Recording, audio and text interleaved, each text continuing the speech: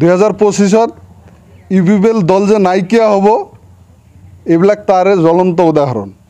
এইটো দুৰ্ভাগ্যজনক তেওঁলোকে যদি ইউপিপিএলৰ কৰ্মী হয় আৰু ৰাইজ হিচাপে আৰু তেখেতে গাঁৱৰ মানুহ হিচাপে নিশ্চয় চিনি পাব তেখেতৰ কথা।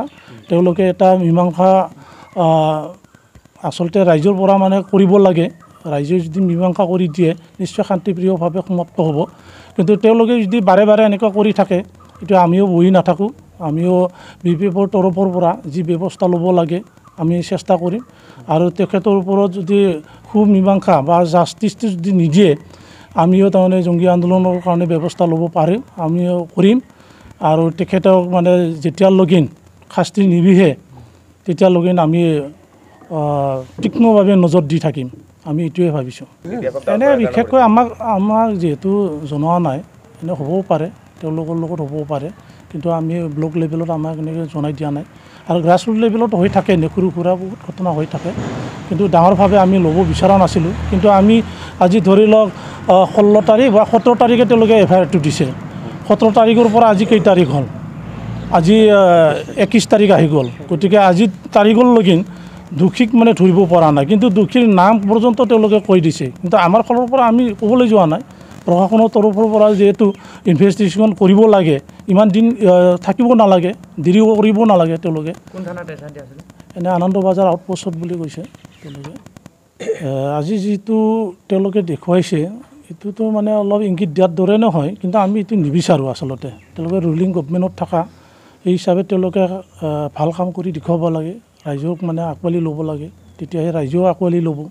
গতিকে তেওঁলোকে যদি এনেকুৱা কৰ্ম দেখুৱাই থাকে তেওঁলোকৰ কথা, কিন্তু আমি বিপিএফৰ ৱৰ্কাৰ হিচাপে আমি এইটো নিবিচাৰোঁ।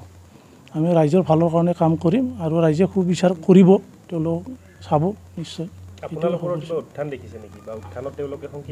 হ'ব পাৰে, যিহেতু আমি যোৱা এই MP ইলেকশ্যনত ভাল ৰিজাল্ট মানে সেই কৰিব পাৰিছোঁ। আমি আমাৰ ইউপিপিএলৰ যিখিনি ভোট পাইছিল বহুত ওপৰত আমি আনিব পাৰিছোঁ।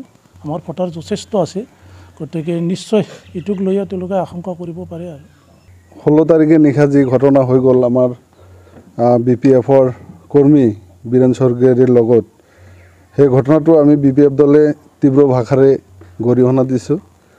আৰু বাক্সা জিলা প্ৰশাসনক মই বিনম্ৰভাৱে অনুৰোধ জনাইছোঁ, ঘটনা তদন্ত কৰি দোষীক অতি শীঘ্ৰে গ্ৰেপ্তাৰ কৰি দৃষ্টান্তমূলক শাস্তি বিহিব লাগে। এইটো আমাৰ বিপিএফৰ দাবী। আৰু তাৰ লগতে এটা কথা উত্থাপন কৰিবলৈ মই বিচাৰিছোঁ, যোৱা 16 তাৰিখে এফআইআৰ দিয়াৰ পাছত আজিলৈকে পুলিচে হালবাৰী প্ৰশাসনে যিহেতু নাম মেনশ্যন কৰি দিয়া গৈছে, কালপিতটো চিনাক্ত, গতিকে এতিয়ালৈকে তেওঁলোকে গ্ৰেপ্তাৰ কৰিব পৰা নাই। ইয়াৰ ৰহস্য কি? ইয়াতে আমি নিশ্চয় ৰহস্যৰ গম পাইছোঁ এটা। গতিকে তেওঁৰ লগত যে আমাৰ এই হালবাৰী ইউপিপিএলৰ বাগা লিডাৰ জড়িত হৈ আছে এইটো আমাৰ সন্দেহ হৈছে। গতিকে আমি এটা কথা ক'বলৈ বিচাৰিছোঁ যে তেওঁলোকে ইউপিপিএল দলে শংকিত হৈছে বিপিএফৰ উত্থান দেখা পায়। তেওঁলোকে আমাৰ কৰ্মীসকলক যিদৰে দমন কৰিব বিচাৰিছে তেওঁলোকে নৰে। অলৰেডি আপোনালোকে জানে ৰাইজ বিপিএফৰ লগত যথেষ্ট আছে আৰু থাকিব। অনাগত দিনত 2025 ইউপিপিএল দল যে নাইকিয়া হ'ব এইবিলাক তাৰে জ্বলন্ত উদাহৰণ। গতিকে আজিৰ দিনত বিশেষ নকওঁ, এটা কথাই বাক্সা জিলা প্ৰশাসনৰ মুৰব্বী আৰক্ষী অধীক্ষক ডাঙৰীয়াক বিনম্ৰভাৱে অনুৰোধ কৰি কৈছোঁ, এই ঘটনাটো উচিত তদন্ত ঘোষণা কৰক আৰু অতি শীঘ্ৰে কালপিতক গ্ৰেপ্তাৰ কৰি দৃষ্টান্তমূলক শাস্তি দিয়াৰ ব্যৱস্থা কৰক। এইখিনিয়ে।